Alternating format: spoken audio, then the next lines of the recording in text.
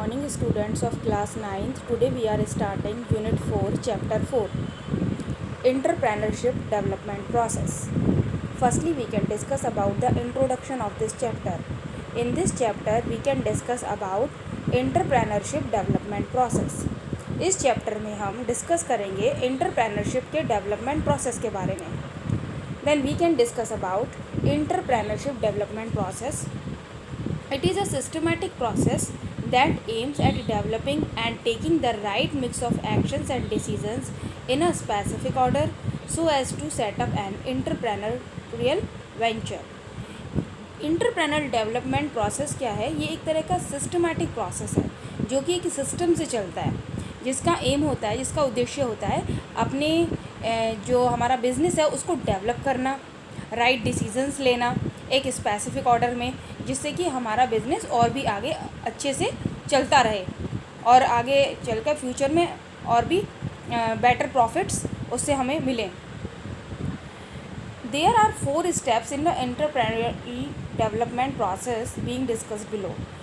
तो इसके जो 4 स्टेप्स होते हैं हमारे एंटरप्रेन्योरियल डेवलपमेंट प्रोसेस के, उनको हम डिस्कस करेंगे अब वन बाय वन. पहला हमारा उसमें होता है बिजनेस आइडिया.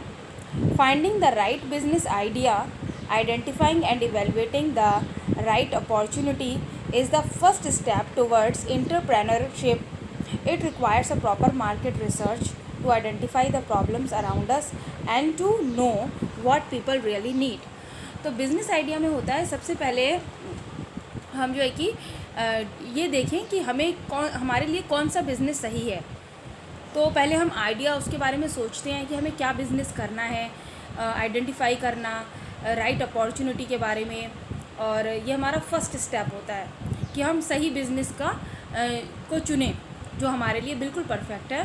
और इसके लिए रिक्वायरमेंट होती है कि हम प्रॉपर मार्केट की रिसर्च करें, प्रॉब्लम्स को, अपने आसपास जो भी प्रॉब्लम्स हैं उनको देखें और पीपल को किस चीज़ की रिक्वायरमेंट है, नीड है, उसको जानें. तभी हम एक अच्छा बिज़नेस कर सकते हैं. Next we can discuss about developing the business plan. In this step the entrepreneur clearly list his her vision, goals, plans to achieve goals, basic requirements, basic strategy towards the fulfillment and so on. Developing the business plan में होता है कि उस business idea के बाद हम जो है कि बिज़नेस का प्रॉपर प्लान डेवलप करते हैं कि किस तरह से हमें बिज़नेस करना है. उसके लिए पूरी प्रॉपर प्लानिंग की जाती है.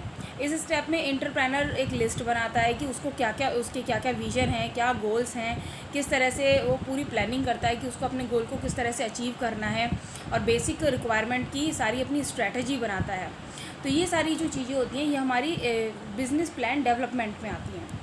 Next we can discuss about second step हमारा आता है get finances money, raising your seed funding.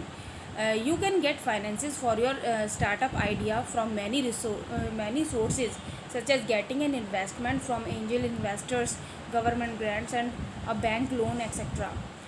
इसमें क्या होता है कि हम जो है कि फाइंड करते हैं कि ये देखते हैं कि हमें जब भी हम बिज़नेस स्टार्ट करते हैं अपने आइडिया को, तो कौन कौन से सोर्सेज से हम इन्वेस्टमेंट करते हैं.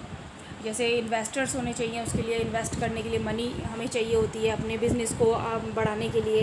गवर्नमेंट ग्रांट्स, बैंक लोन, यहाँ से हम इन्वेस्टर्स जो है ये इन्वेस्टिंग करते हैं हमारे बिज़नेस में.